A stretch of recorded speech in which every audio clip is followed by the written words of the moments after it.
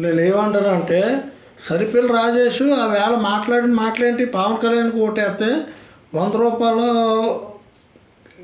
రూపాయలకే తీసుకుని ఆడి పిల్లాన్ని పవన్ కళ్యాణ్ దగ్గరికి పంపినట్టే 100 రూపాయలకే అని సరిపిల్ల రాజేష్ అన్నాడు. అంటే 100 రూపాయలకే పవన్ కళ్యాణ్కి ఓటేస్తే 100 రూపాయలకి ఆడు పిల్లం దగ్గర పొడగబెట్టినట్టు అన్నాడు సరిపిల్ల రాజేష్. సరే అది అలాగే చంద్రబాబు నాయుడు అమ్మ ఆది కూడా చంద్రబాబు నాయుడు గారిని తిట్టాడు. ఆడు బాబు ఈడు బాబు అని కూడా తిట్టాడు. పవన్ కళ్యాణ్ తిట్టాడు, చంద్రబాబు నాయుడు తిట్టాడు. సరే అది పక్కన పెట్టేదాం. ఇప్పుడు అంబేద్కర్ ఒక రచనలు పనికిరావో బోలో అంబేద్కర్ మహారాజుకి అన్న మాటలో మీకు ఎవరికి చెవులకి ఎక్కవా సరిపిల్ల రాజేష్ అన్నాయి. ఇప్పుడు అతను వేసుకుని కూడా తిరుగుతున్నారు కదా.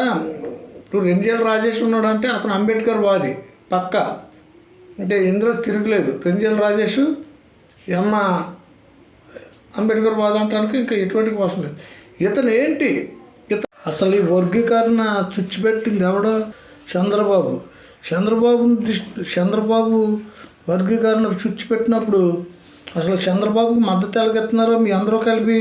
అసలు నీతి నిజాయితీగా ఉంటే వాడు ఎవడో అన్నాడు ఇదివరకు, ఏమని ఎవడాడు పవన్ కళ్యాణ్కి ఓటేస్తే 100 రూపాయలకే వాడు పిల్లని నమ్ముకున్నట్టే అన్నాడు. అది కాదు అసలు చెప్పుకోవాలంటే. వాడు వెళ్ళి చంద్రబాబు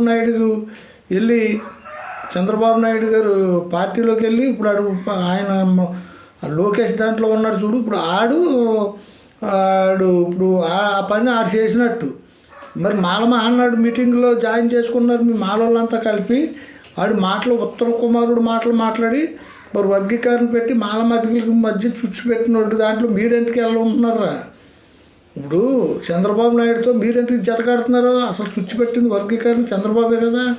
అటువంటిది అప్పుడు ఆడికి ఓటేస్తాడు పిల్లల దగ్గరికి తొంగిపెట్టినట్టు 100 రూపాయలు కానీ అన్న వాడు ఇవాళ మీరు చంద్రబాబు నాయుడికి ఎలా మీరు మద్దతు ఇస్తున్నారో?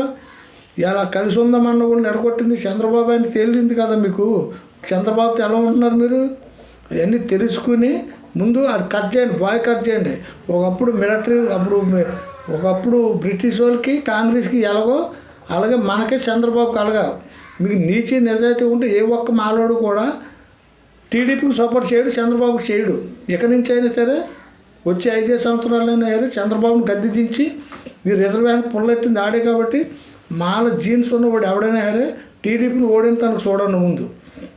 దాని గురించి మనం చేస్తే మన నీతికి నిజాయితీకి నిలబడినట్టు కట్టుబడినట్టు ఉంటుంది. అదన్నమాట.